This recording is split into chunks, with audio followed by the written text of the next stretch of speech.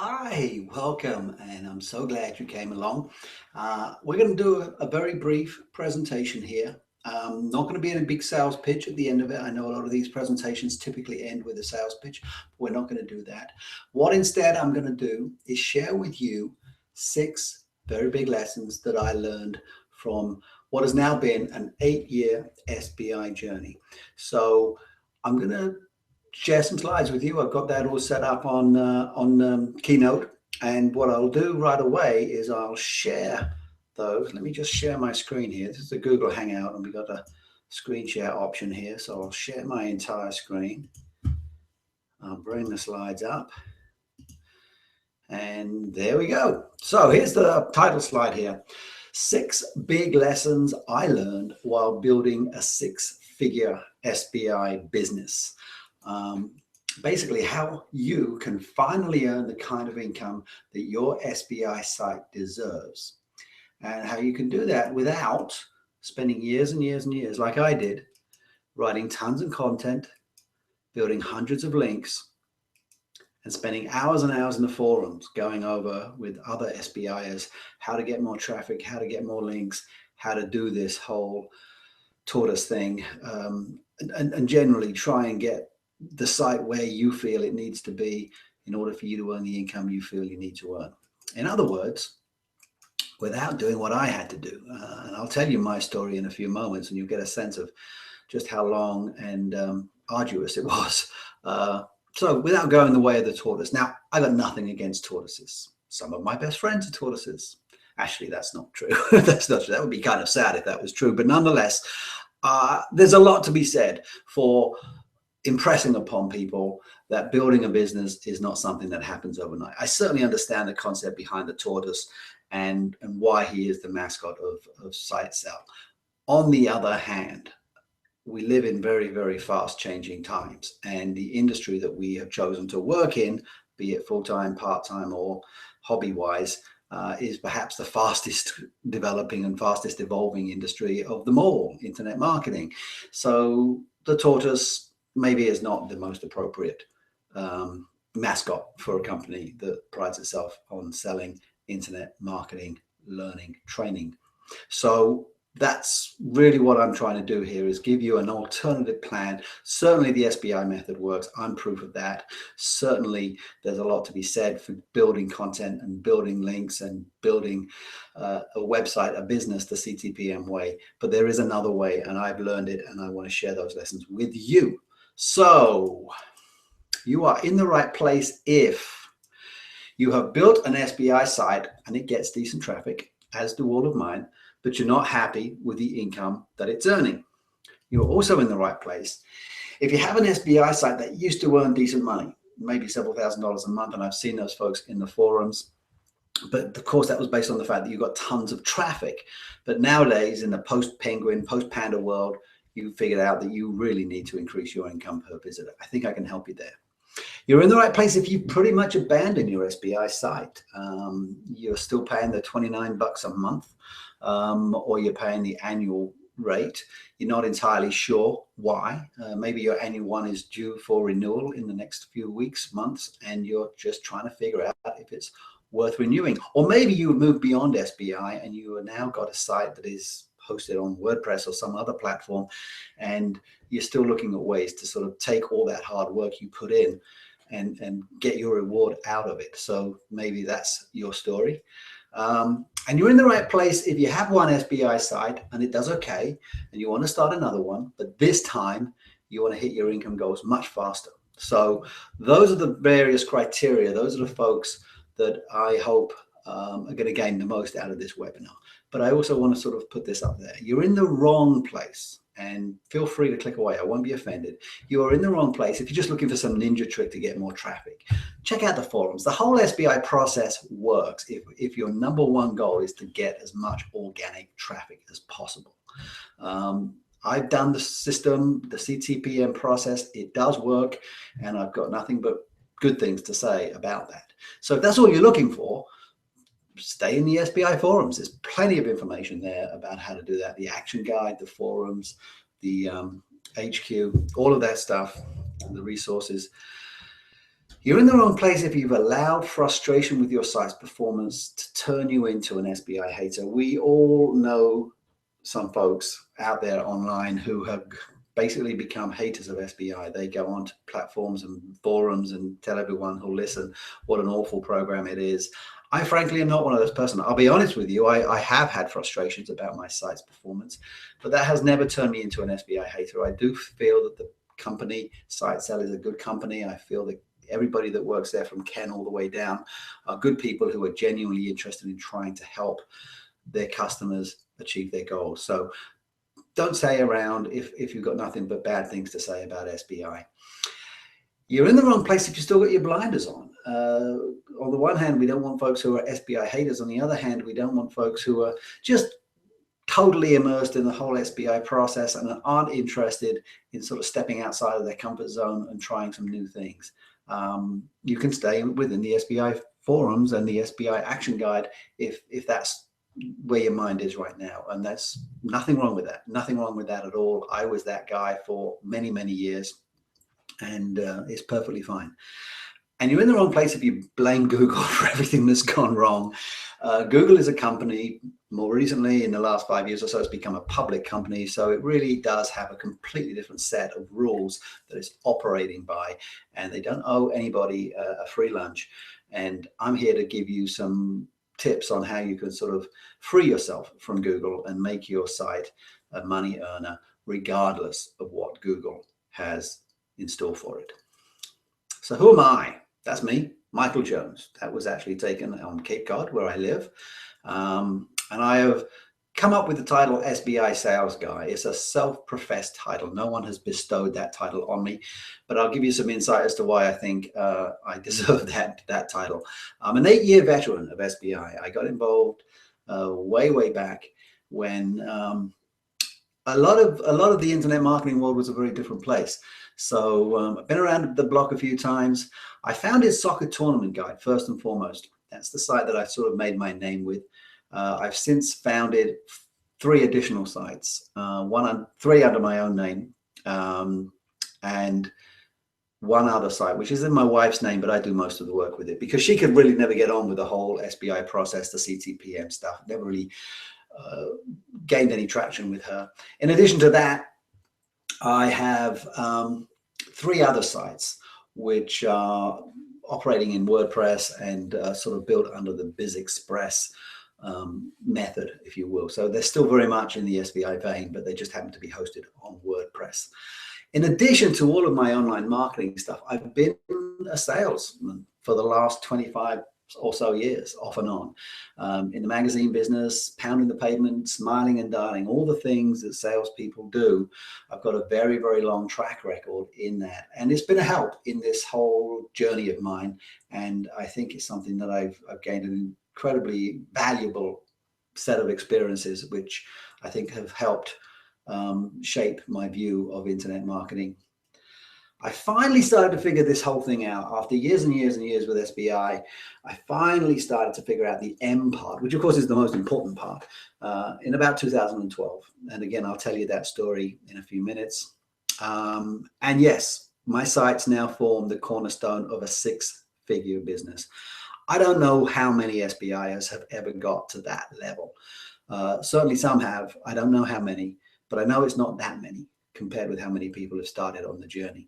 So it makes me a little bit unique, a little bit unusual, if you combine that fact with the fact that I've been around SBI for a long time and that I've been an offline salesman for many years. So hopefully all of those criteria combined justify the title of the SBI Sales Guy.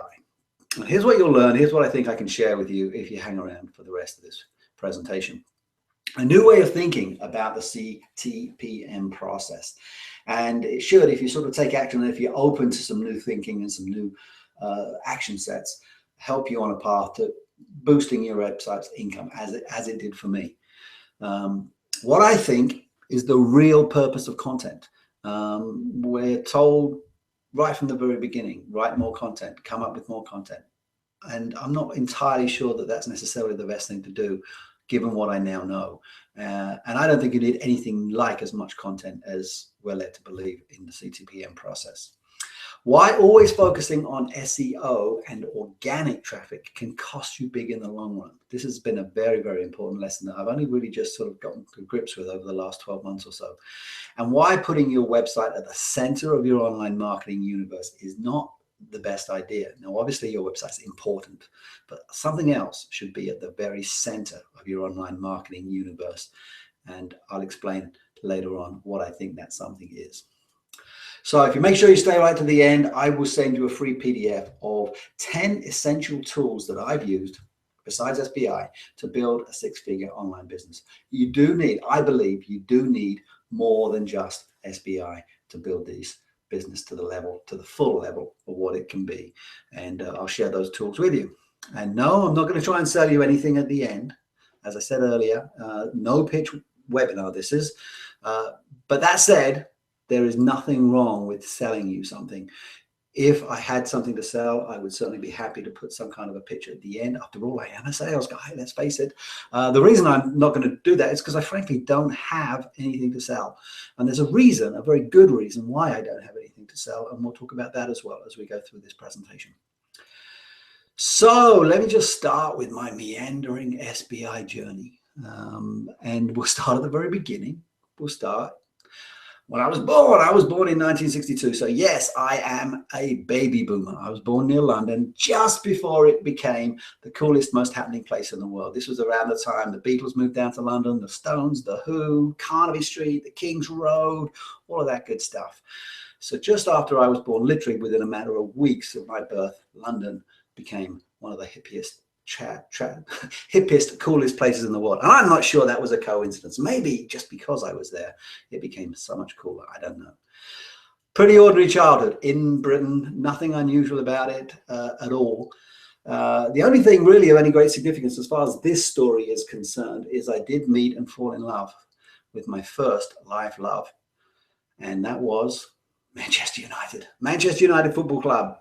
And not typically unusual, even for a kid growing up near London, to fall in love with Manchester United. But that's a very important piece of this sort of SBI journey, because soccer and my love for soccer did two things. First of all, it gave me the subject of my very first SBI site. And second of all, when my kids grew up, and long after I moved out of England and I started coaching soccer, it taught me something about myself. I became a coach and I realized for perhaps the first time that I'm actually a pretty decent teacher. I'm pretty good at teaching people things. I got quite seriously into coaching. So again, those are part of the story as it unfolds. You'll get some sense of how I got to where I am and why I'm moving, perhaps where I'm going. So that was the 70s. By the 80s, love of soccer was still there, but it had been replaced to some degree by love of music. I spent most of the early part of the 80s playing bass guitar in a number of very, very bad hair rock bands. That's me trying very hard to look like someone from Duran Duran or something, although I didn't have the big record deal. I didn't have the #1 singles, and I don't think I dated any supermodels. I'm sure I'd remember if I had. When it didn't work out and I realized I was never going to become the next great rock star, I actually became an accountant, believe it or not. Don't ask how that happened. It's amazing what a little bit of I told you so parent pressure can do for a young man down on his luck. So I became an accountant. Of course, I was no more cut out to be an accountant than I was to be a rock star, but there you go. What it did eventually do is it led me to a very interesting career path, which ended up becoming, excuse me, a big part of who I am now. I ended up as an accountant, strangely enough, working in the magazine industry. And I got a job with Cosmopolitan magazine in the late 80s. That cover there is actually the cover that was on the newsstands in London the day I started working at Cosmopolitan, March of 1989. You can learn all about long-term lusty sex if you read that edition. So something to think about there. But it actually makes a little bit of sense if you think about the sort of pendulum of, on the one extreme, you've got the rock star ambition and fantasy. At the exact opposite extreme, you've got the idea that I might actually become an accountant. Somewhere in between those two extremes is magazine publishing, if you will. It's a creative industry. It's artsy, and yet there's a real commercial aspect to it. So it did make sense. By the 1990s, I'd met and fallen in love with a sweet American girl. and I moved to the United States, and I continued my publishing career at the Atlantic Monthly in Boston. Had a great job there, really loved it. I was a production manager. I was handling the printing and all the other aspects of manufacturing the magazine and circulation. And eventually I left and got onto a bit of a detour. Again, soccer comes back into my life. I started and became the general manager of a semi-pro soccer team on Cape Cod, believe it or not. And although my name, my title, the actual title on my business card was general manager, you would think that would be very glamorous, right? You'd be out there scouting players, you'd be dealing with agents, you'd be negotiating contracts. No, nothing of the sort. When you are the general manager of a semi-pro soccer team on Cape Cod in the 1990s, long before soccer really took off in this country, you have one job and one job only: keep the lights on. So I was basically selling. That's all I was doing. I was selling tickets, I was selling sponsorships, I was selling advertising, I was selling camp programs, and anything that wasn't nailed down that someone was willing to pay money for, I sold. And it was really the first time I got into seriously being a salesperson. I'd done a little bit in the late 80s. In fact, back in London, I'd done a little bit of selling, but this was the first time I was actually doing it for a living. I left in 1998 and I purchased and took over Soccer New England, which was a soccer magazine that was publishing at the time. And again, sales, keep the lights on, find a way to bring revenue in, sell subscriptions, sell advertising, and sell custom content. And truthfully, I was living the American dream at that time. I mean, this was two of my great loves, soccer and magazine publishing, combined with a long-term ambition I'd always had to run my own business. And there I was. But there was trouble brewing. Trouble was brewing in the form of 2000s and the internet. The internet came along, changed everything, just changed publishing forever, changed every other industry you could imagine forever. I don't think anybody back at that time, and this was the time of the internet bubble, people knew something big was happening and people were trying to throw money at the industry to an extent that they actually lost a lot of money. But that said, there's no question something huge was going on, and nobody at that time quite realized just how big it was going to be. But pretty soon, Soccer New England ran into trouble. I mean, we were struggling to keep circulation going. People were going online to get their soccer news. They weren't willing to wait for some monthly magazine to come out and tell them how the New England Revolution were doing. And it ran into trouble. And I got a day job.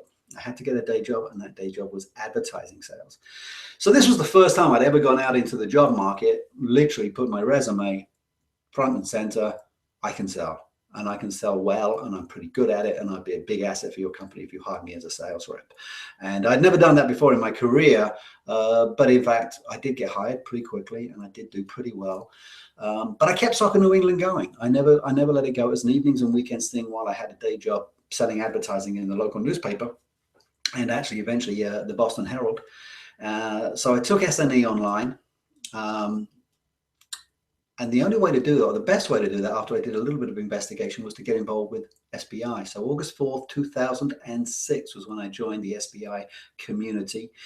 And instead of taking Soccer New England online, which was my brand and what I had and what I was building, I decided to do something a little bit off the wall, which turned out to be a great move. All through the time that I've been running Soccer New England, I had a lot of clients who were tournament directors, people who wanted to reach my readers and tell them, hey, we've got this tournament going on and we'd love to have you come bring your team. And so when I started my online life, instead of just going straight into Soccer New England online or soccernewengland.com, I decided to start Soccer Tournament Guide online. And that was actually turned out to be a very smart move. So I spent most of the next 6 years just doing the good old SBI thing. I was writing content, I was building links, I was doing the whole tortoise thing, and everything was ticking along. I was making money, but after a few years of doing that, a whole set of circumstances, three really big things, I'll tell you about them in a moment, but three really big things happened in 2012 that kind of got me thinking differently. But before I tell you what those three things are, let me give you a brief snapshot of where I was right then in 2012. My sites were profitable. I had four by now. soccernewengland.com had come along. I had started Cape Cod for Couples with my wife, pretty much taking that over when she kind of got fed up with the whole SBI thing. And I had Lacrosse Tournament Guide as well. but we were just getting by. I'd been running my own publishing company now for 14 years, and 6 of those years I've been with SBI. In terms of real numbers, I was making about $1,000 a month, $12,000 a year in what you might call passive income, AdSense, affiliate income. And then on top of that, I was making about $40,000 selling banner ads over the phone, which was what I was good at. But frankly, it's what I had gotten involved with SBI to get away from. I didn't want to be doing that for forever. So SBI was supposed to have, but long before this time, freed me from that obligation, if you will. I still needed a day job just to keep the lights on. By this time, I'd moved on from the newspaper industry and had gotten into magazines, a healthcare magazine. And again, I was doing quite well at that, but still trying to keep my SBI thing going on the side. I had a kid in college. I had another one who was a senior in high school by this time. And of course, we'd had the Great Recession. No need to say any more about that. Everyone knows what a bummer that was. So that's where I was in 2012, and I was still kind of stuck between this. I can't keep doing this. This is like I was working long hours, barely making enough money to justify it, and yet the money was good enough that I couldn't afford to quit. So I was kind of stuck in a really tough place where I didn't want to keep doing this. I couldn't really afford to quit. It wasn't really working, and yet it was bringing in enough money that I couldn't not have it, and that's where I was. And then 3 things happened in 2012. First off, I purchased Infusionsoft. This actually happened on the 27th of December, 2011. So I say 2012, but 4 days away from 2012. Purchased Infusionsoft. I look back on the day I purchased Infusionsoft as the day I joined the major leagues. If you'd imagine that I'd been a single A or a double A baseball player for the longest time, or a minor league soccer player, and this was the day I joined the big leagues. For those of you who don't know, Infusionsoft is a very sophisticated email marketing software. It's quite expensive, and it's very complicated, but it's also very, very sophisticated. And there's a whole culture, just like there's a culture around SBI, there's a whole culture around Infusionsoft. They have an annual convention called ICON, and there's a whole bunch of really, really smart people who are behind the company and who swear by the company. And it just opened up a whole new world to me. In addition to that, I came up with a great idea for a product. Besides all the advertising that I've been selling, and besides a couple of other things that I got involved with after I got involved with Infusionsoft, and then I talk about those in some of the blog posts on my website, I came up with the idea of doing tournament apps, mobile apps for soccer tournaments. And the other thing that happened as a personal one is I turned 50. And I started to wonder about where all the time was going. It wasn't a big midlife crisis or anything like that. I actually had a great time. It was a terrific birthday. Sometimes 50th birthdays can be miserable, and mine wasn't. It was great. But I did start to reflect, and I did start to think, what's going on? What have I spent the last 6 years doing? Why am I not making the income I need to be making? And what has to change in order for me to get where I need to be? And time was running out, of course. I was 50 years old in the middle of a great recession, and that's not a great place to be. So what I did was I took all the blinders off. I'd been living the SBI mantra for 6 years, and I had literally taken Ken at his word when he said, keep the blinders on, keep the blinders on. I kept them on for 5.5 years. And boy, that's a regret, frankly, because there is a whole world out there that was kind of opened up by Infusionsoft.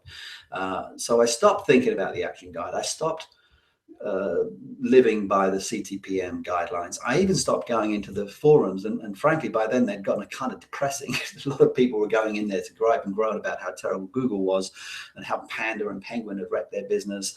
Didn't really want to hang around with those kind of sentiments being the predominant ones. So I stopped going into the forums, and I just started to look beyond SBI for some answers. That didn't mean I was mad at anybody. It didn't mean I had this sort of grudge. It just meant I needed some answers, and I wasn't finding them in SBI, and I needed to go beyond SBI to find them. So I started to look at some of the top internet marketing people out there. First off, Jeff Walker. He was the very first product I bought outside of SBI. I bought his product launch formula, and again, opened up a whole new world to me. Now, as it turned out, I ended up refunding. I did not, in fact, keep that program. Truth be told, I wasn't yet ready for it. It was a very expensive program, $2,000. I paid the first couple of installments and then refunded and canceled because it wasn't something. But I did learn an awful lot from it, and I certainly used some of the teachings from that program in my business today. Who else we got? Ryan Dice. Now, Ryan Dice sends out about a billion emails a year, and he is someone who tracks everything, he tests everything, and he's a very, very smart guy. He's a little bit in your face as a sales rep, salesman, I should say. He's not a rep, he owns a company, but nonetheless, he can be a little bit assertive, a little bit aggressive in the way he approaches. Not for everybody, but a very smart guy, and really, really has taught me an awful lot. There's Marie Forleo. Isn't she lovely? She runs B School, and she has built a fantastic 8-figure business. I started following her a lot. One of her proteges is Nikki Elledge Brown, who runs a much, much smaller deal. I think she's in the 6-figure range, but she's not a huge millionaire by any means. But the interesting thing about Nikki is I joined her list very, very early on, and I managed to watch her evolution over the course of about 12 to 15 months from a newbie, not unlike me, to somebody who had a very sophisticated brand and a very good way of communicating, and a very successful business. Pat Flynn, a lot of people know Pat Flynn, Smart Passive Income, does some podcasts, does a bunch of really, really interesting stuff. And the interesting thing about Pat Flynn is he puts his income statements up every month on his website, and he has some very, very impressive income numbers, $50,000, $60,000, $80,000 a month, and very open with how he does it and what folks need to do to emulate him. James Wedmore, he's my favorite. He does video marketing, YouTube video marketing, but also business coaching. Very, very smart guy, and I really like his work. If I had $5,000 to spend on a mastermind weekend or week or whatever it is, I would join James's. Again, one of James's proteges is Kimra Luna, and talk about, get rich quick. And I've got some thoughts on the way get rich quick is dealt with in the SBI community. She started a business on May 3rd, 2014. By February of 2015, she had cleared about $880,000 in sales, including a sale to me. I purchased a fairly expensive program for her, very, very good program. Shows that it can be done very quickly, and it shows that not all GRQs are bad people, because Kim was terrific, and I'm really a big fan of hers. And just to show we're not always talking about internet gazillionaires, there's a guy I follow called Michael Katz, and he's just a regular guy like me. And what I love about Michael Katz, and this is going to sound unkind, but I don't mean it to. What I love about Michael Katz is he's a middle-aged bald guy. And you know what? So am I. And when you're trying to model people, when you're trying to copy people's success path, it's too easy to look at someone like a Marie Forleo and say, well, of course she's successful. She's beautiful. She's natural on a camera. She'd be very comfortable, presenting Entertainment Tonight or some other TV show. But when you look at someone like Michael Katz, who coincidentally happens to be roughly my age, has roughly as much hair as I do, has a beard just like I do, and interestingly enough, lives quite close to me, lives in the suburbs of Boston, just like I do. So it shows that you don't have to be a superstar to really have some impressive results. Michael does some very interesting work, and I came across him from someone in the SBI community, so it's not like he's not known to other SBIers, but another person whose work I followed recently. And I could literally put up another screen just like this. In fact, I'm going to. More people, and I've been really studying an awful lot of people. Dan Kennedy, Amy Porterfield, Chris Ducker, Will Hamilton. He's a tennis guy. I'm a big tennis player, and he runs fuzzyyellowballs.com. Very, very clever marketer, really, really smart guy.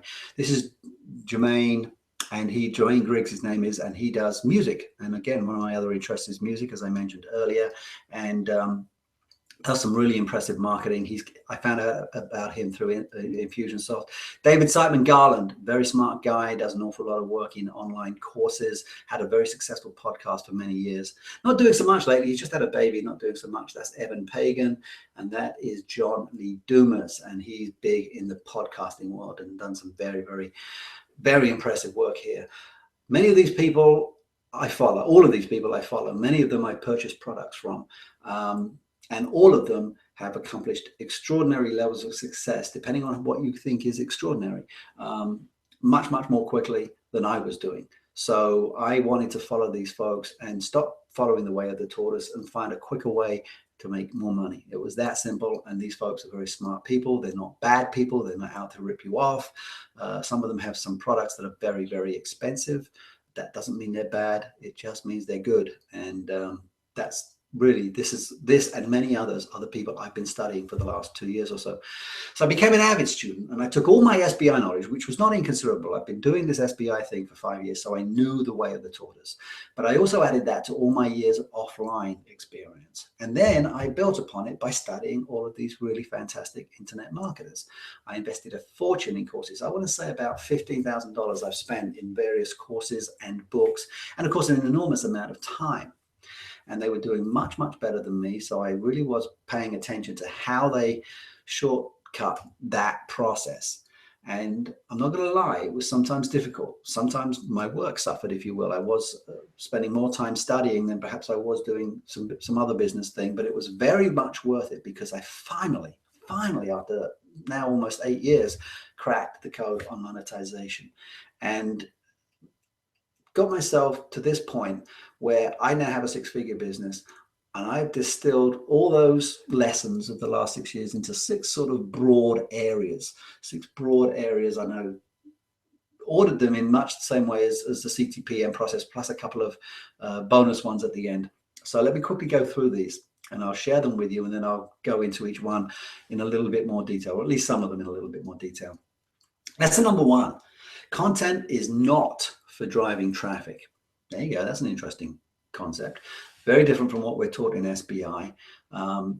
That's not to say it doesn't drive traffic. It does, but it's not its primary purpose, at least not in my opinion. Free traffic sucks. This is something that Ryan Deiss came up with, which is an admittedly provocative header for an email. But he makes a pretty compelling case in that email that there are better ways to get traffic than always chasing free traffic. Pre-sell to your list, not to your visitors. That's a very, very important lesson that I figured out finally in the last couple of years after years of doing it wrong. Monetization comes first, not last. If there's a fault with the CTPM process, it is that it implies that monetization comes naturally once you've done the other three things. Once you've got your content, which has built the traffic, and once you pre-sold that traffic, then monetization comes naturally. Baloney. It's not the way it works. You have to have monetization front and center right from the very beginning. Now, admittedly, there's a day 4 in the action guide. I get it, but it's not enough to research. It's not enough to guess. It's not enough to try and figure out what traffic is coming. You have to validate that. And the only way to validate that is to actually go out there and try and sell something as early in the process as possible. So there's your CTPM lessons. And then there's two others. One is that your SBI site is not a business. And this is one I fell for right from the beginning. And I'll explain deeper into that as we get into this. But it's not a business. And number 6, you have to take your blinders off and you have to use some other tools that you cannot get where you need to be, or depends where you need to be, of course, but you cannot get into that sort of 6-figure range, at least in my opinion, just using the tools of SBI. You have to go beyond that, and you have to learn from some other people who have been there and done that. So let's go through these one at a time. I don't have time to go through all of these in great detail. I'll share some deeper thoughts on many of them, and others I'll just sort of skim over. But content is not for driving traffic. Let's talk about that a little bit more deeply. And before we get into that, let me just share something with you that hopefully will convince you that I know what I'm talking about here. This is a screenshot of my page manager. This is my site central for soccertournamentguide.com. And you can see how many pages of content I built. 8,086 pages of content in that one site. That's only one of my 4 sites. So you can see I've built well over 10,000 pages between all my various sites. And so I know what I'm saying when I'm saying it doesn't drive traffic. I'm not getting any more traffic now from those sites than I was when I built my first 1,000 pages. Now, there's a reason why we have 8,000. We have contact forms all over the site. We have 3,000 tournaments listed on that site, another 1,000 listed on our lacrosse site. And I haven't built them all myself. I've got VAs, I've got people working for me who built those pages. But it doesn't do any good to just keep building content. There's a place in the action guide that says, if in doubt, build more content. Baloney. Don't. Only build content if you have a real intentional content strategy behind it. Just building more and more content just because the action guide tells you to, in the hope that Google's going to find it and rank you more highly, is not the way to go. I've come to believe that there is a more important use for content. Not to say that content's not important for driving traffic, it is, but there is other means of doing that. You need an engaged audience to send it to. We'll talk about list building in a future one, but nonetheless, you don't want to just put content up on your website. You actually want to send that content out to your audience. In order to do that, of course, you need to build an audience. And I'm not talking about visitors to your website. I'm talking about an audience who has signed up for your email list. The main purpose of content, in my opinion, this is what I've come to believe, is that it builds authority. That's the main purpose of content. So if someone were to find your site through a search engine, or just because they've seen some sales page you put together, or because you've run some ads or whatever, and we'll talk about all of these things in a moment. But if someone ends up on your website, they need to be able to determine within a few minutes, because people don't stay very long on any website, that you really know what you're talking about, that you are one of the experts in this particular field, and that you've got enough expertise that you can help them solve their problem. So that really is the main purpose of content. And in my opinion, 25 to 30 world-class pieces of content is enough to do that. Now, does that mean you are only ever going to build that number of pages? No, you're going to continue to build content, and you're going to do it the SBI way, and you're going to do the keywords and all those good things over time. No question about it. But in terms of actually getting yourself established, getting to the point where you can monetize, 25 to 30 pieces of world-class content, those keywords there, world-class, is enough. Now, of course, here's the problem. Most SBIers cannot produce world-class content on a daily basis. We're not ABC News. We're not the New York Times. We're not Jon Stewart's Daily Show or any number of other great content creators. We're just regular folks. And if we can put together 1 or 2 a week, that would be a worthy goal. And you would have, if you did 1 or 2 pieces of world-class content every week, within 3 to 6 months, you would have a website that's pretty much where it needs to be for you to really seriously start monetizing. That's my opinion. You don't need to drive traffic there. You don't need to sort of curry favor with Google by putting 100 articles up there, none of which are particularly good. What you really need to do is focus on coming up with world-class content and recognizing that the average SBIer is just a regular Joe or Jane working from home. 1 to 2 pieces a week is about as much as you can realistically expect to produce that is truly, truly world-class. Another point about content is much of it is not going to be for your website. In addition to creating those 20 to 30 articles that are going to be on your website, pages on your website, you're going to need to come up with content for your autoresponders. You're going to need to come up with content for your webinars. You're going to need to come up with content for your courses if you sell online courses. There's all manner of different ways that you can produce content. You can do podcasts, you can do video scripts, you can turn all of your content into all kinds of different formats. So every single piece of content you create has to be created with a view to how you can repurpose it. Ideally, each piece needs to be repurposed 2 to 3 different times. And let me give you an example. When I was building my website for Game Day Mobile Marketing, I put a number of blog posts up. Over time, I got myself to a point where I had enough that I could put them all together into an ebook. So now I've got 10 articles, which I had to rewrite them. I had to do a little bit of editing and add some content, but it basically became the foundation of an ebook. Then I took that very same ebook, which was called Changing the Game with Mobile, and I turned that into a webinar, a number of slides and a script for a webinar. So there's 3 pieces of content that essentially came out of one fountain, if you will. So think about that as you're creating content. What can I do with this content? Can I turn it into a webinar? Can I break it up into tiny pieces so it could become Facebook status updates? Can I use it in Twitter? Can I use it in a podcast script? Can I make a video out of this? All of these things are things that you need to be thinking of right from the very beginning. So your 25 to 30 pieces of content that we just mentioned a minute ago, actually, in all honesty, could be as much as 75 or 90 different pieces of content by the time you've repurposed each one of them. So think of it in those terms. And of course, as we go through this internet marketing journey, video now ranks more highly in many cases than text in lots of ways because Google owns YouTube. So there's an awful lot to be said for taking content and repurposing it. The other thing about content is it should be educational, not just informational. We live in the information age. That's a cliche. I know everyone tells that. But the trouble with the information age is that there is so darn much of it. It has no value.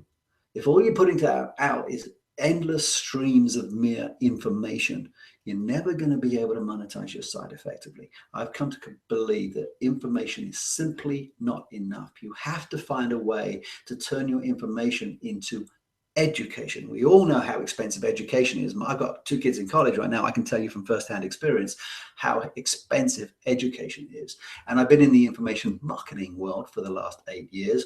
And I can tell you from personal experience how worthless information is. It's just an unfortunate fact of life. So how do you turn mere information into education? How can you do that? Well, you've got to commit to producing educational content. Here's how you do it. You organize it. You turn it into coherent systems and processes. So you make sure that your information falls into a format or gets pushed into a format by you where it's more organized, more coherent, talks about systems, talks about processes, and that becomes much, much more valuable to the end user. And most important of all, your information needs to create a path that leads the end user to a predetermined end result. And that takes information and turns it into education. And that is an absolutely crucial skill. If you ever want to make money from your SBI site, turn the information that's on it into an education product and you can sell it at a premium price. So that's my thoughts on content. So I'm going to give you an action step at the end of each of these. You can take them home, do some homework, and hopefully use these as a starting point for sort of rethinking your SBI journey. So I want you to take 10 pieces of content from your site and repurpose them at least 2 times. So you'll end up with 3 pieces of content for every one. So whether you've got an article on your site that you want to turn into an infographic, or whether you've got a handful of articles on your site that you want to clump together and turn them into an ebook, or whether you've got an ebook that's available on your site and you want to turn that into a webinar script or something like that. So just think in terms of what can I do with these pieces of content? And some pieces will lend themselves much better to that than others. So think that through. But as you go forward and start creating content in the future, always think in terms of how can I repurpose this? What can I do with this that's going to give it more value than just an article or a blog post on my website? Okay, lesson number 2, free traffic sucks. Boy, this is the cornerstone of the SBI process. The whole point of SBI and the whole system revolves around how to build pages in such a way that they attract tons and tons and tons of organic traffic. And back in the early days, it was much easier. It got a lot harder after Penguin and Panda. But even after Penguin and Panda, an awful lot of time and energy and effort was expended on trying to overcome those things, rebuilding sites from the ground up, but rebuilding them with the sole express purpose of getting them back to that place where they could attract lots and lots of free traffic. But if you just throw that whole concept out the window and say, hey, free traffic, who needs free traffic? Then it changes everything. You change everything about the way you think. So first of all, there's no such thing as free, right? We know that. We know from personal experience, this so-called free traffic that our sites are attracting are bought at an incredibly expensive price when you add up the number of hours we spend putting content together, trying to get people to link to that content, trying to amplify that content, reworking it so that it passes analyze it, and all of those things, linking within your site. That's not free. All of that time is money, and all of that money is what you could basically define as the cost of that free traffic. There are better ways to get traffic. I've come to believe with a passion that there are better ways to get traffic than just writing reams and reams and reams of content. And that's to buy it. If you have got a strategy whereby you can buy traffic for a certain price and use that traffic to make income that is greater than the cost of buying the traffic, then you have a far, far more robust business than if you're just waiting for Google to rank your content and put you higher up on their rankings. So if you commit early in the process to buying traffic, now in the action guide, there's a clear sentence that states unambiguously that buying traffic is risky. I frankly don't believe it. You do need to know what you're doing. You do need to study. You need to understand how it all works, and you need to have a product to sell at the end of it. Otherwise, you're just buying traffic for no reason. But it's much cheaper in the long run. I've come to believe with a passion that it's much cheaper in the long run to buy your traffic than it is to spend 2 years building traffic. If you do it right. Now, What does it mean by doing it right? Never, ever, ever pay for traffic just to send it to your website. That is not a useful way to buy traffic. It is a good way to throw money away, and it's not what you need to be doing. Always, always, always send it to some kind of lead capture mechanism, whether that's on your site or on some kind of a third-party host. And I'm going to give you a confession here, and this is somewhat embarrassing for me. When I first got involved with Jeff Walker, I mentioned Jeff Walker back in 2012, I first got involved with his product launch formula course. And throughout that course, he was going on about squeeze pages. And I'd heard the term before, but I kind of didn't really know what a squeeze page was. And he was talking about it as if everybody knew what a squeeze page was. And I kind of got embarrassed. In the end, I Googled it and said, what exactly is a squeeze page? How is it different from a landing page?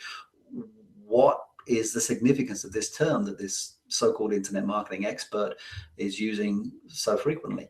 And I figured it out eventually, and it was a bit of a wake-up call, because I had been an avid student of the SBI process for 6 years by this time.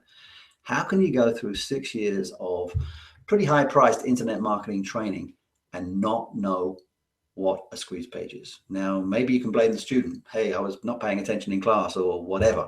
Or maybe you can blame the teacher, because there's no way you can go through 6 years of serious online marketing training and end up at the end of that not knowing what a squeeze page is, at least not in my opinion. So that's something to confess, and something that was pretty quickly put to rights once I started to look beyond SBI. The best traffic that your site can attract should be coming from links in your own emails to your own list.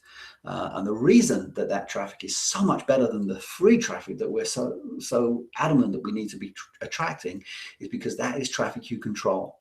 And you control it in 4 different ways. You control frequency. You can send an email to your list every single day if you choose to. I wouldn't recommend it, but you can if you want. In terms of the amount, if you've got a list of 10,000 people, you can send a link to every one of them, or you can send a link to just half of them, or you can send a link just to a very small subset of them. So the amount of traffic you can attract is also controlled by you. The intent of that traffic. Someone clicking on a link that says, click here to buy my new product, has a real intent. You know why they're clicking the link, because of the text you put around that link in your email to that list. And then destination, of course, you're sending them to a very specific page, because that link is something that you control. So all 4 of those factors are under your control when you do it this way. But when you're just out there trying to bring in as much free traffic to your site as possible, you've got no idea how frequently they're visiting your site. You've got no idea how many of them are coming until you look at your stats the next day. You've got no idea why they came. And I've got a story to tell about that in a moment too. And you don't really have any real control over where they come. Let me tell you that story about intent. I built a page on my Cape Cod for Couples site about the Cape Cod National Seashore. And I had looked in, brainstormed it. I'd seen that there was a lot of demand for this particular keyword. And I thought, great, if I build this page, I'm going to get a whole bunch of people come to my site. Isn't that going to be wonderful? Well, I built the pages and I got the traffic, and the longer I looked at it and the more I studied it, it became pretty obvious that the main reason that traffic was coming to my site was because there's a bunch of 12-year-old kids who have been given a homework assignment, to talk about the ecological aspects of the Cape Cod National Seashore, or perhaps the historical aspect. And this was around the time that the Cape Cod National Seashore had its 50th anniversary. I guess President Kennedy had designated that area a special national park designation in 1962. So this was about 2012, 50 years later. And again, the intent of the traffic was all wrong for what I wanted, which was, how many people are going to use this information and use it to book hotels that I might be able to make an affiliate income from. So intent is a very, very big deal, and as are frequency, amount, and destination. So bear that in mind. If you control the traffic, you control all 4 of those things. So action step number 2, run a Facebook ad campaign. Whoa, is that scary? I was scared to death when I first started doing Facebook. I'd been led to believe, mostly by the action guide, that running ads was risky. I was convinced I was going to lose my shirt. I was convinced I was going to have to go to my wife and say, honey, we can't pay the mortgage because I gave all my money to Mark Zuckerberg. But it really wasn't as scary as it was. Now, let me just say that before we go there, before you start doing this, you need to have an email service in place. I know a lot of SBIs use Mail Out Manager. It isn't good enough. We need separately. But if you have one, I would recommend Aweber. Is a great place to start. Build a squeeze page. Remember, I didn't even know what a squeeze page was 6 years into my SBI journey. You can do that through ClickFunnels, which is free for the first 14 days, I think. Come up with some kind of a lead magnet. That's another term I didn't know until I got involved with Infusionsoft. I didn't know what a lead magnet was. I never learned that from SBI. I learned that from Infusionsoft. A lead magnet is a gift that you give people in exchange for their email address. So these are 3 things you need to come. And then you can run some ads. Only $5 a day. I do not recommend you go out there and spend a ton of money on Facebook ads, at least not yet, because you really need to learn. But just learning to do this, just doing this and getting over the fear, getting over the, oh my God, I'm going to lose all that money. Even if you only run them for a week, you throw $35 into the wind and you get over a huge mental hurdle. It's worth it. So those are the 4 things you need to do. And there's your action step number 2. Okay, pre-selling is for your list, not for your site. Your first task as an online entrepreneur is to build an active and engaged list. And you do that from day 1, not from day 7. Day 7 of the action guide is all about building relationships. It comes after you've built your site. It comes after you've done all that research. Frankly, no, you've got to build it from day 1. And more recently, let me just actually show you something here. More recently, as I build websites, I do this before I even start building a homepage. So this is one I put together for the Sales Guy website we're launching soon. Get ready for your guide to freeing yourself from Google. Notify me when we go live. So this is a website that isn't even live, and it's going live in 16 days or what have you. I don't know if I'll meet that deadline. We'll see. But nonetheless, I think it's an important psychological barrier to get over. List building is not something you do sometime down the road when you get around to it. List building is absolutely job number 1. So let's just go back and oops. What have I done here? Whoops. How far back did I go? That's where I was. Okay. So your first task, when I build a site, I always put up a lead capture form before I even build. Your goal is 1,000 engaged subscribers. That's a number that's been floating around the internet for a long time after an article, I think, that appeared in Wired magazine. And the thinking behind it is this: if you can get 1,000 engaged subscribers on your list and you can get each of them to spend the equivalent of 1 day's wages, which in the United States represents about $100. If you can get every one of 1,000 people to spend $100 with you each year, there's your proverbial 6-figure income. And that's not to say it's easy, and that's not to say that 1,000 people on your list is enough, because you may need to have 3,000 on your list in order to have 1,000 of them engaged. We all know that open rates are not that great. But think about that number. That is your goal. That is my goal. And it's something that it does at least give you a very tangible and yet very realistic target. And here's another thing. MWR is always to capture emails. That is always your most wanted response every single step of the way. That's the form I showed you earlier.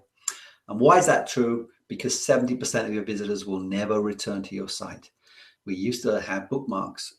People used to bookmark sites that they enjoy going to. We now go to so many websites. The idea of bookmarking them all is ridiculous. The only sites I bookmark are my banks, my credit cards, the ones I use on a regular, consistent basis.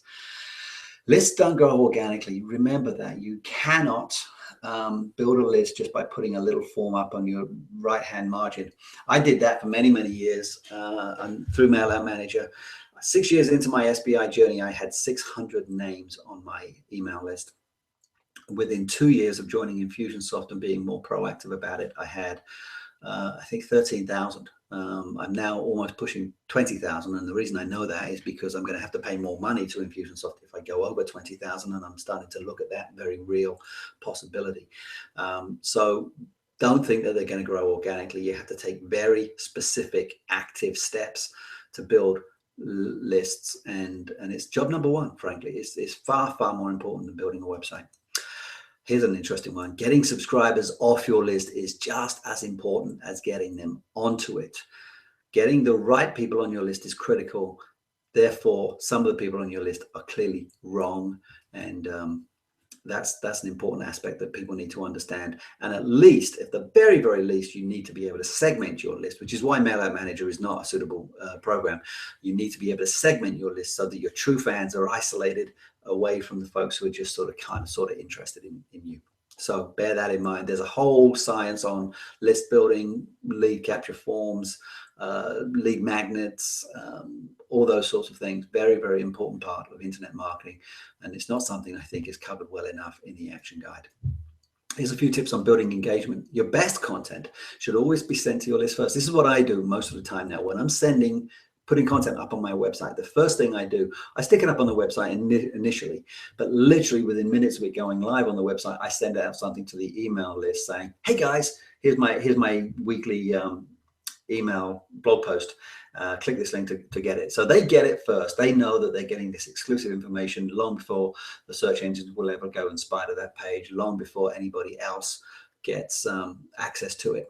Consistency is king. Pick a day and stick to it. Find a way, whatever works. It's better to go monthly. I don't think monthly is often enough, frankly, but it's better to go monthly and stick to it than it is to go weekly and only go every third week. So stick to whatever day you decide you're gonna go, and make sure you stick to that. Let people know right in the beginning. Your very first welcome email when they join your list should be an explanation of what they can expect. We're going to send you something every Tuesday morning, and you can count on it. So deliver that, of course, and then ask for engagement. You're going to get engagement if you ask for it, and you're going to get zero engagement if you never ask for it. So ask people to reply, ask people to post in the comments, ask people if they've got any questions, and then answer those questions in future blog posts. There's all kinds of different ways that you can actually ask people to engage with your content, and don't be shy about it. So action step number 3. Take the 20 most popular pages on your website and put at least 2 opportunities in those pages, in those articles, literally in them, to subscribe to your list. Now, typically we put something at the end. That's a good way to at least start, and then try and put some kind of link in the middle of your article, maybe multiple links throughout the article saying, click here if you want more information. Well, instead of sending them straight to another page on your website, when you say click here, click them instead to a lead box or some sort of lead capture form, and say, yeah, if you want that extra information, you're going to have to give me your email address. So lots of different ways to do it, and there's a whole science, and there's a lot of people who've done a lot of really interesting work in that space. So that's your action step number 3. 20 most popular articles. Find a way to get 2 opportunities to subscribe right in there. Okay, lesson number 4. Monetization comes first, not last. You don't have a business until you have something to sell. This is a quote from my mentor, James Wedmore, who I love. I think he's a great guy and a really smart guy. And eyeballs don't count. You can't just go out there and sell eyeballs to Google at pennies a click and say, I've got a business. You don't have a business until you actually have something to sell. In fact, you really don't have a business until you have someone willing to buy what it is that you're selling. So bear that in mind. If you're not selling something, you don't have a business. And for too long, I thought that my business was selling eyeballs to Google or selling eyeballs to my other visitors, to my advertisers. It's not what the internet marketing business is. You absolutely have to have content to sell. Ask any newspaper who's tried to sort of transition from the print space to the online space. Ask them how well that's going for them. And that's really the business model I thought I was getting into, and I was dead wrong. Don't spend 2 years building traffic before you test the market with a product. This is absolutely critical lesson that I never took until it was way too late. I thought if I could just get my traffic up to a certain level, I would be able to monetize after that. Whether that's with a product or whether that's with advertising models or whatever. Years and years and years and years trying to build my traffic up to an acceptable level. And I did successfully do that. I had several thousand people coming into my site on a daily basis, but it was not a smart way to go. You absolutely need to know if you've got a market that is viable long before you spend 2 years of your life trying to build traffic. Don't spend 2 years building a product without first validating that idea. So the best way to do this is to build a list, a relatively small list, build it quickly, ask the people what they need help with, come up with some kind of a product, ask those people if they're willing to buy that product. And if they're not, move on. It's that simple. Don't kid yourself. If they say they're not interested, then they're telling you the truth. They're not interested. So offer something for sale as early in the process as possible. Not to your website. Don't put some kind of little thing up on the right-hand margin of your website. Offer it to your list. Those are your tribe, if you will. Those are the people who like you the most. And presumably you built a list early in the process. Offer them something to sell, and if they're not interested in buying it, they will let you know, and you'll have some very, very important information. I think 90 to 100 days is a pretty good target, 90 to 120 days. So 3 or 4 months into this process, maybe 6 months in, depending on how much time you're giving to your list building and to your website building generally. But if you go back to the earlier model I talked about of 25 to 30 articles, 1 or 2 per week, 3 to 6 months to build out a credible website that's going to not frighten people off when they click on it. And then during that same time period, you've been building an email list. You should be able to sort of get some sense from that email list of what kinds of problems they're having, what kind of difficulties they need help solving, and then you should be able to come up with some kind of a product, or at least an outline of a product, and then just ask folks flat out, are you interested in this? Would you be willing to buy it if I put it together? And you'll get answers very quickly. So longer term, here's what you should do.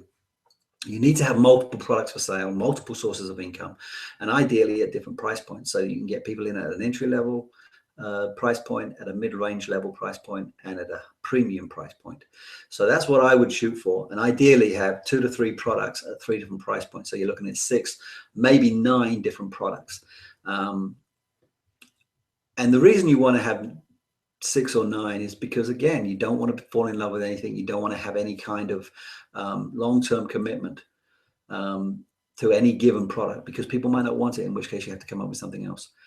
So if your entry-level product isn't worth at least $97, keep working on it. So you may have an ebook. Let's say you've got an ebook and you're selling it right now for $20.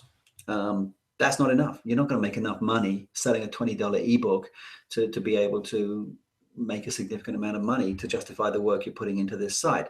So how do you take a $20 ebook and make it worth $97? Well, the most obvious thing is to turn it into some sort of a video type program. Wrap that content up into a series of videos and presentations. Video has a much, much higher premium perceived value in the marketplace than text does. Put it all into a locked up, password protected membership site, and suddenly you've got a product that's now worth $97. You're going to have to add to it. You're going to have to make sure it's complete. You're going to have to turn it from information into education, as I said earlier. But that's the sort of thing that I think you need to be thinking of. You're not going to cut it on a $20 ebook. You're just not. But if you can find a consistent source of people willing to pay $97 for similar information enhanced, both in the terms of the amount of content and the way it's presented, then you've got your baseline product, $97 right there. Don't fall in love with anything. Don't fall in love with any product or idea, and don't sit on it for 6 months or 12 months thinking, yeah, when I get around to it, I'll build that product and I'm going to get rich off of it, because you just don't know. You have to go out there and test it. Don't fall in love with it. If you don't get the kind of response you think it needs to justify the work you're going to put into it, don't do the work. Find something else. Action step number 4, come up with 6 product ideas, 2 each for each of those price points. And again, the reason I say 2 for each of them, you're not necessarily going to build all these price points. The products, you're not even necessarily going to offer these products to anybody. You're just going to come up with ideas for the time being. But 2 each, because the first one might fail and you're going to need a plan B. So your low price point, 47 to 97, your mid-range price point, 247 to 497. And your high price point, $9.97 to $19.97. Don't build the product. I'm not saying you got to go out there and build these products. Just literally write down the name of the product and a couple of sentences of what it is, and think of them in those terms of what you think you could get away with charging. Most people who are doing well in this business have a flagship product that costs somewhere around $1,000. And some people who have been around a bit longer and have got a little bit more cachet to their name. Marie Forleo, for example, is Her flagship product is a $2,000 B School product, and she sells thousands of them. Does very, very well with it. So there's action step number 4. 5, your SBI site is not a business. Now, of course, so many people sort of fall into this trap, and I did too. First of all, when we think of it in terms of business, we're often saying, hey, it's not a hobby, it's a business. And I get that. When you're comparing what you're doing on SBI with some kind of a hobby, then yes, it's very tempting to say, no, it's a business. But in truth, when you start really saying, well, of course it's a business, but is it really a business? That's what I'm talking about here.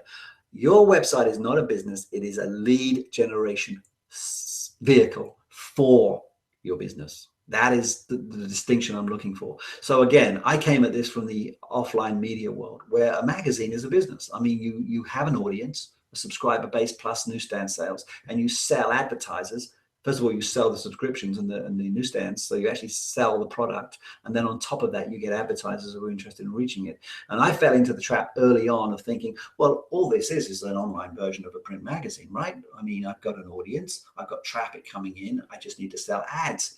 And I did okay with that, more through just dogged determination than any kind of savvy business model. But when you really step back from that and say, well, that business model doesn't work, every newspaper in the world will tell you it doesn't work, then what is it? What is it? Well, it's not a business until you start selling something. We said that earlier. So your website isn't a business. It is a lead generation tool for your business. And it's really important that you understand that, because you can't monetize off of advertising. You can get a little bit of affiliate income in here, a little bit of AdSense income there, but you're never going to seriously monetize until you actually start selling something. So what does a business do? Let's define exactly what a business is. It's about providing real value to a target market in exchange for real money. And there are so many SBIers who have trouble coming to grips with that. I hear so many times in the forums, oh, I don't want to come over as too salesy. I don't want to be a pushy salesperson. If you're not selling, you're not in business. It's just that simple, and you've got to get over that. And all salespeople are not bad. I've been a salesman all my life, and I'm not a bad person. I'm not out there trying to manipulate people. I'm out there trying to provide real value to people who need the services and products I sell. So stop thinking as if sales is a bad thing. Stop thinking as if providing value in exchange for money is somehow manipulative and evil. It's not. And really elevate your thinking. You're selling. That's what you're doing. Okay. Action step number 5. Here we are. Repeat 10 times at the start of every day. Sales is not a 4-letter word. Simple thing. Just stop thinking of salespeople as bad people. We've all come across the pushy, obnoxious sales guy who calls us up when we're trying to eat dinner and sell us a timeshare apartment in Guatemala or wherever. That's the act of selling is not bad. That person is only doing it badly. The idea that they're trying to sell timeshare to people is not wrong. The only problem is, A, he's doing something illegal, because on the do not call list probably. B, he's not been trained terribly well. C, he's not qualified or pre-qualified his list that terribly well. There's all kinds of things you can do in sales that make everything much, much more sophisticated and much better. But the act of selling is not a 4-letter word. Salespeople are the foot soldiers of the capitalist economy. And as someone who's been one for the last 20 years, I sometimes get offended when people say, oh, I don't want to come over like a salesman. Well, you know what? You wouldn't be able to cash your paycheck if it weren't for salespeople. So bear that in mind too. Okay. Speaking of 4-letter words, neither is GRQ. This is something that frankly has started to bother me a great deal about the SBI culture. The idea that GRQs, get rich quicks, are somehow evil and they're out to rip you off. First of all, the problem with that particular phrase, GRQ, well, two of those 3 words are entirely subjective. Everyone's got a different idea of what rich is, and everybody else has got a different idea of what quick means. So they're completely subjective. And there's nothing wrong with getting rich quick. Some of my favorite musicians in the world, the Beatles, got rich quick. They were poor in 1962. By the end of 1963, they were millionaires. It doesn't mean they're evil. So you can definitely stop thinking about GRQ as something that's bad. Lesson number 6, you have to take your blinders off. Some of these people that we disparagingly refer to as GRQs actually have great products that can really help you get where you need to be. And it wasn't until I stopped thinking of them as bad people, as people who were out to rip me off, and started thinking of them as people who had real, genuine value to offer. Now, whether I wanted to buy that value or not is entirely up to me, of course, but definitely people that you can learn from. So keep your blinders on only applies to the first 6 to 12 months of your journey. I don't want to say that you should not focus on SBI when you first get involved. There's a lot of truth to the notion that the shiny object syndrome is a real problem. And you really do need to focus on your journey.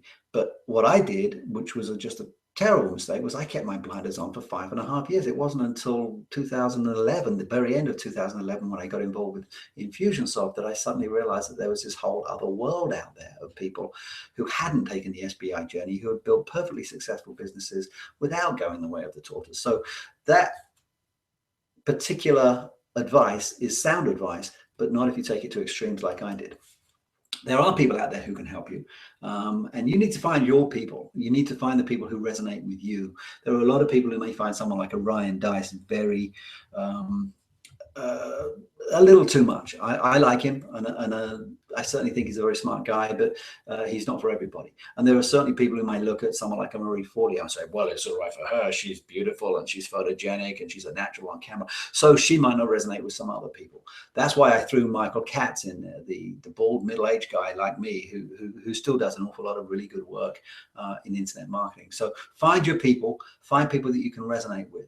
Venturing beyond the comfort zone of SBI is scary, but essential. It's really, really important. It was the turning point for me. It was finding out that there's this whole other world out there, finding out what a squeeze page actually is.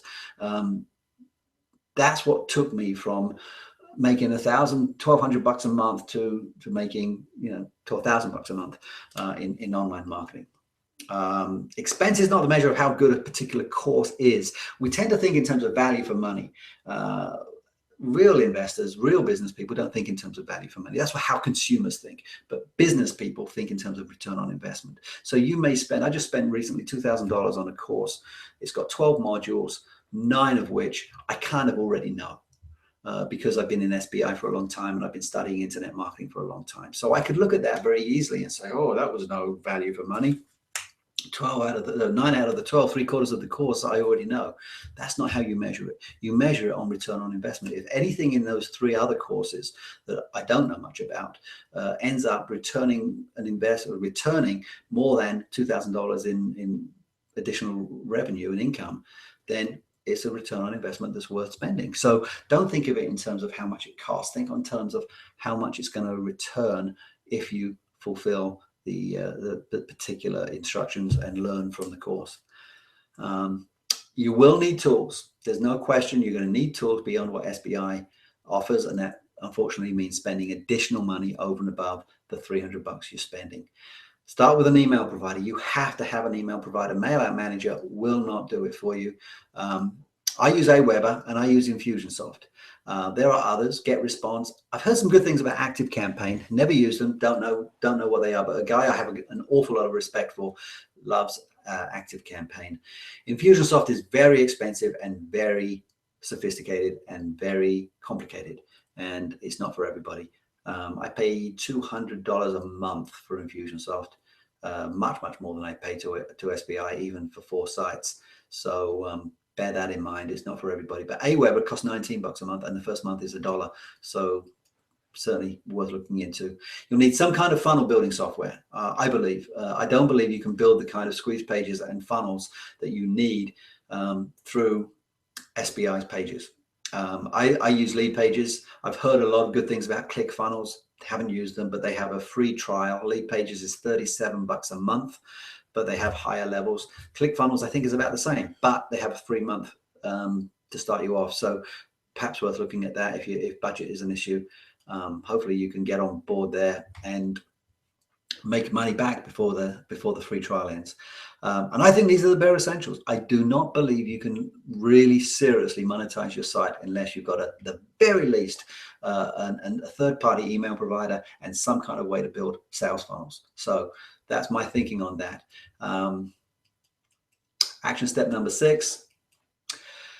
Here's what I want you to do. Subscribe to 4 email lists other than SBI, and then start a swipe file and start collecting marketing ideas from other internet marketing greats. So choose who you want. I mean, you can go back to that list I had.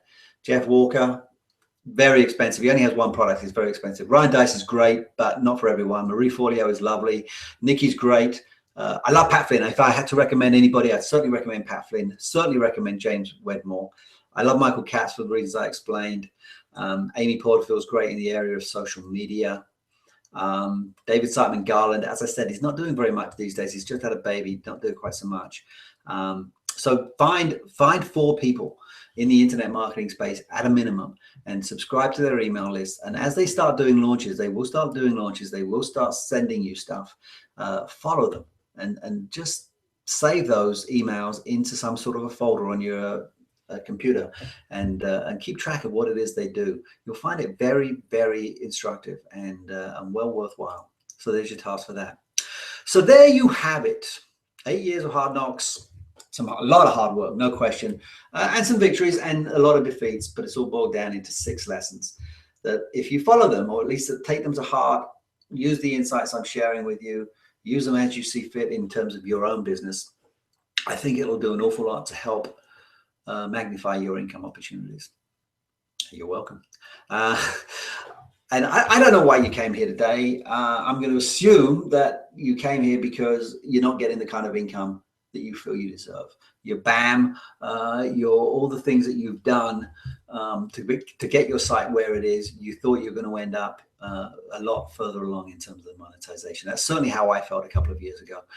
Maybe on the verge of throwing the towel in, either by just quitting entirely or by taking your site away from the SBI platform and moving it into something like WordPress. Maybe you've already done that and your site no longer is hosted by SBI, but you're still running it and still trying to sort of figure out what to do. Maybe you just got this feeling there must be more money in this. I can see I'm getting the traffic, I just can't unlock the revenue. It's rather like, I felt this way, it's rather like having a safe in your basement that you know has got money in it, but you just don't know the combination, and you keep trying and listening to the Tumblr, and you try and do the safe cracking thing, and you just need someone who can give you the combination. So bear that in mind. I know that feeling. And maybe you're just tired of working so hard and earning the equivalent of what a pizza delivery guy could have earned. That's pretty much where I got to. I got to the point where I'm looking at how much I'm making from my website, looking at how many hours I put into it over the course of 6 or 8 years. And I think, geez, I could have just got a part-time job delivering pizzas on evenings and weekends and made just as much money. So if that's the way you feel, that might explain why you came here today. And if that is you, I think I can help you.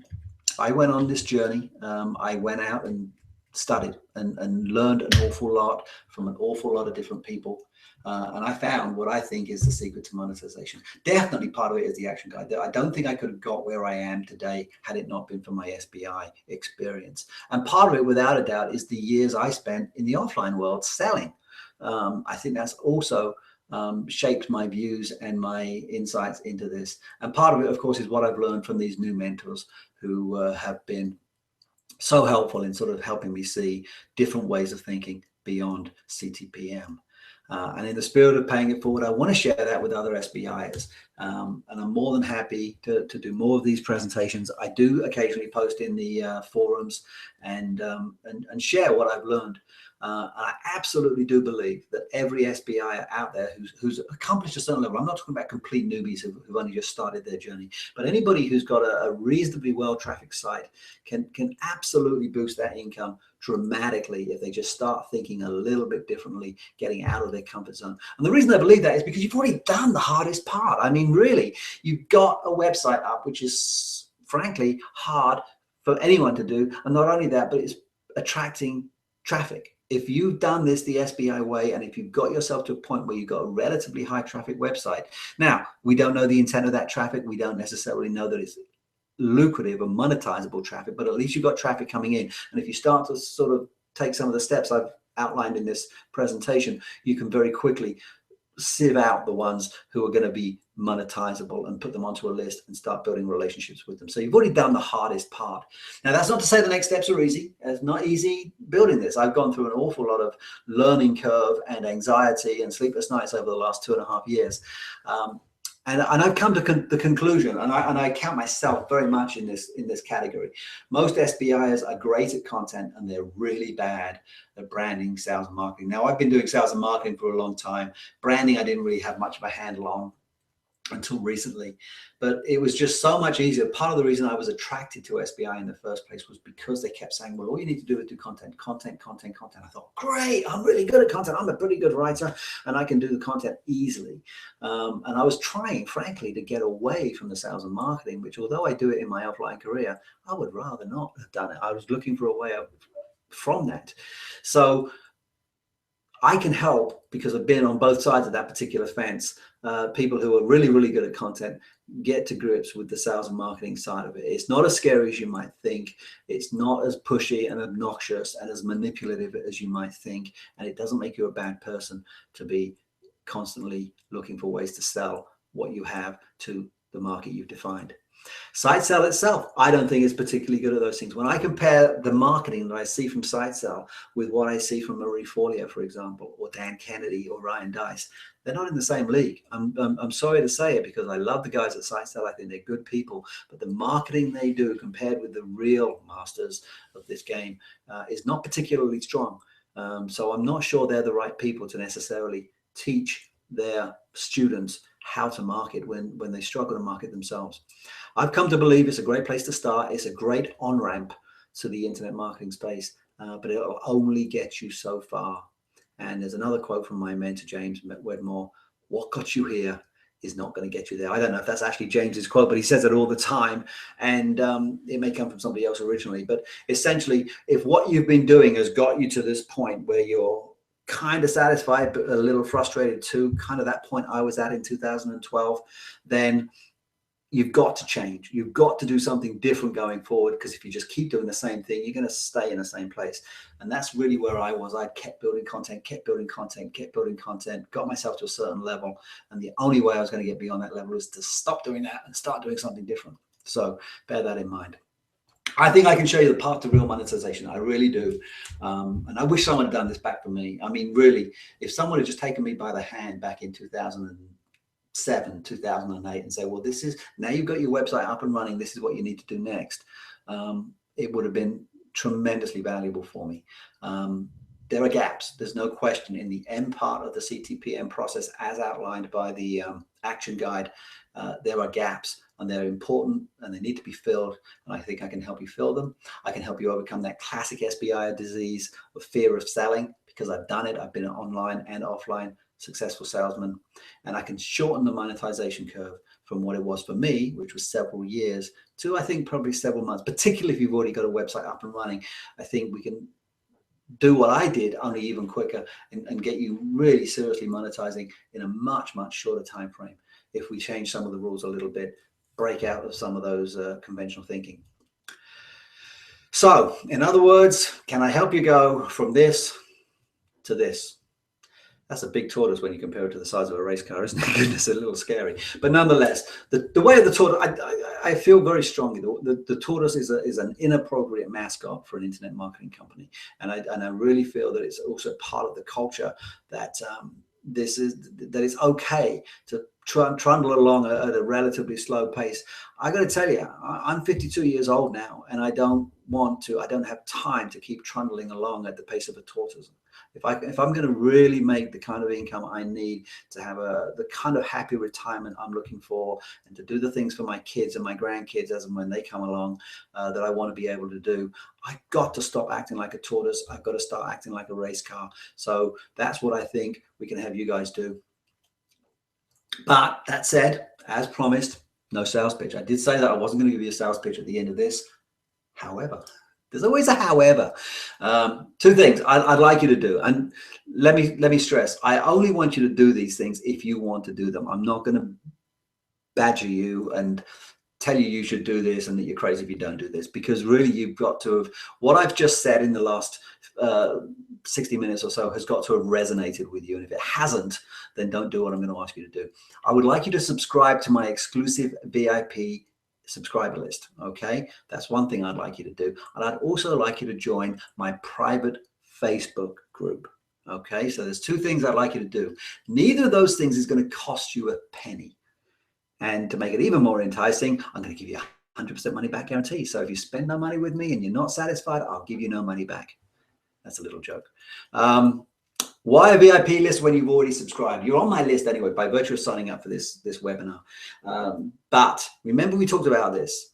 Getting subscribers off your list is as important as getting them on. And at the very least, you need to segment your true fans from the rest. So what I'd like you to do, you're already on my list, join my VIP list. And that tells me something about you. That tells me that you are really kind of interested in what I've got to say. And that becomes a very important step, and that you become part of an exclusive group.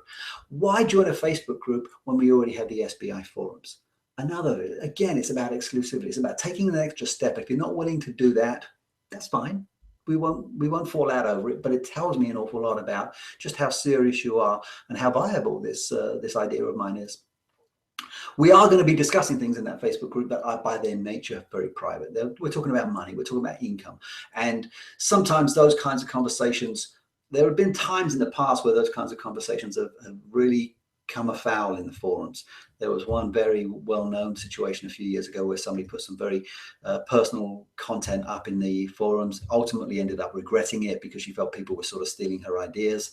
Then she tried to take it down and she wasn't allowed to take it down. And then SBI went and put it back up against her wishes, and it was pretty ugly. So we're going to keep these conversations private. That's not to say we won't come back and put some of the information in the forums that we discuss and some of the ideas we come about. We'll talk about that as something we might choose to do later.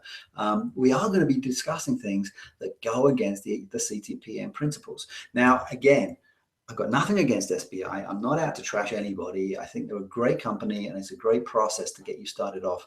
But sometimes when you go against the CTPM principles and you go against things that are stated in the action guides, the forums can become pretty uncomfortable. So that's why I'm trying to sort of take this conversation into a different forum, into the Facebook group.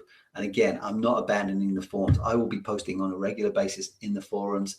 Sometimes, as long as people are cool with it, I may post some of the things we discuss in the Facebook group in those forums. But those are two things I want you to do.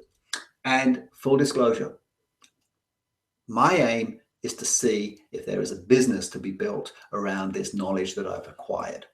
No secrets here. I'm going to be completely transparent. What a business does, what does a business do? We talked about this earlier. It identifies a market that has a need. It creates products and services that address that need, adds real value to the market with those products and services, and it sells those products and services for money. Okay, so bear that in mind before you join. If you're the kind of person who's going to be really offended 6 weeks from now, if and when I send you an email saying, hey, I got a product idea, would you be interested in buying it? Don't join the group. Okay, because I don't want to get snotty emails from people saying, how dare you sell to me? How dare you try and get me into this group just so that you can sell to me? I'll be completely upfront right from the very beginning. I'm trying to build a business. If I decide that there is no business to be built, I'll move on very quickly. But if I do feel that there is money to be made by sharing the information I have learned the hard way through some hard knocks, then that's something that I'm going to be doing. And if that's something that you have a real problem with, then don't join the group. That's perfectly fine. We can still be friends. Okay. And with that, let me just share a bonus lesson with you. Okay. You see what I'm doing here? These last few slides have been a lesson and something that you can take away from this webinar for free.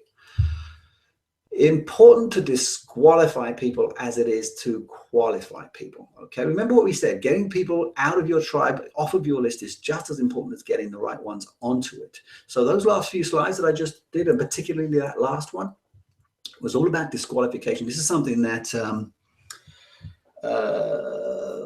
Perry Marshall talks a lot about in his book 80-20 Sales and Marketing. Really good book, by the way, I recommend it.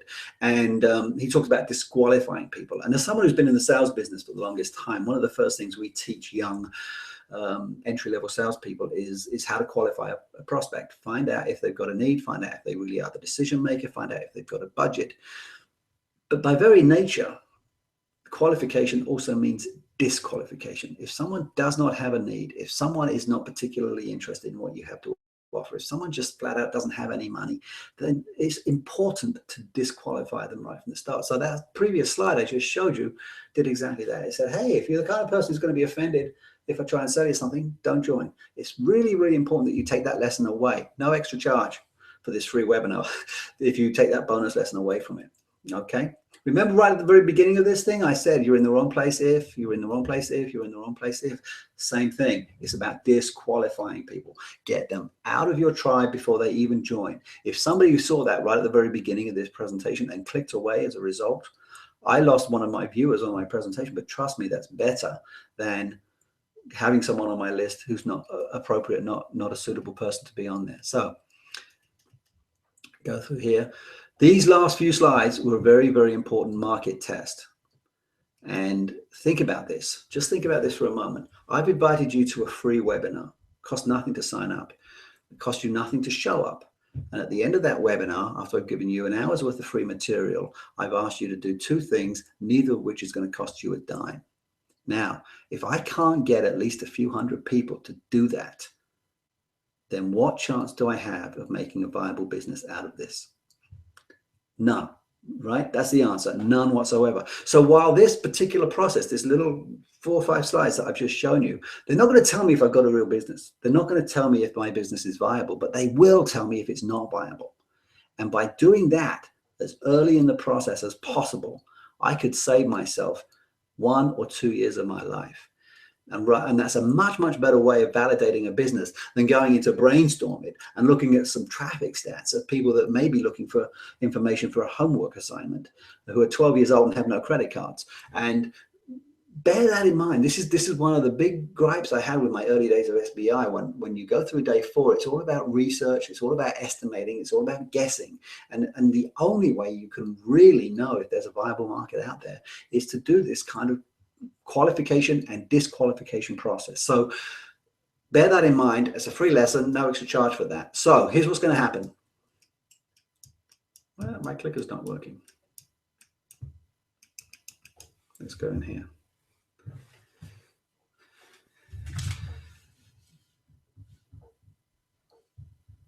We'll slide down to there and we'll go back into play. There, what's next? So in a few seconds, you're going to be directed to a page where you can sign up for this private Facebook group. Right at the end of this webinar, that's where you're going to be directed to. There's a request to join button, which you can click, and then I will approve your request pretty much right away, assuming I'm in front of my computer. If not, certainly by the end of the day. So that's that part of it. Also, again, automatically via Aweber, as a result of you signing up for this webinar, you're going to be sent an email thanking you for attending, because I'm a very polite chap, and inviting you to join our exclusive VIP list. Now, remember, you are already on our regular list. If you do decide not to join the VIP list, you will still be on that list. If you join the VIP list, you'll be taken off that list and put on the VIP list. If you decide just flat out you don't want to have anything to do with this, everything I've been talking about is a pile of hogwash, you will need to actively unsubscribe from the list you're on. There's a link in every email, you know, the CAN spam laws, and you can unsubscribe, no hard feelings, we'll still be friends, see you around the forums type of thing. But do click on there if what I've been saying resonates with you at all. If you think you can learn and benefit from my experience monetizing my site, then join the VIP list, and we'll have some fun with that. So click the link in that email, and don't forget to confirm. It's a double opt-in system, and you will need to confirm that with a follow-up email. I'll send you a follow-up email with a link in it so that you can actually double confirm that particular sign up. Okay, that's it. That's my webinar. That's my presentation. Those are my 6 lessons. I thank you for coming. I really do. Regardless of whatever you decide to do going forward, it's great to have a chance to sort of share my thoughts with people. And if you decide you're going to join the Facebook group and join the VIP list, I'm looking forward to seeing you in there. And that is all there was. Thanks a lot.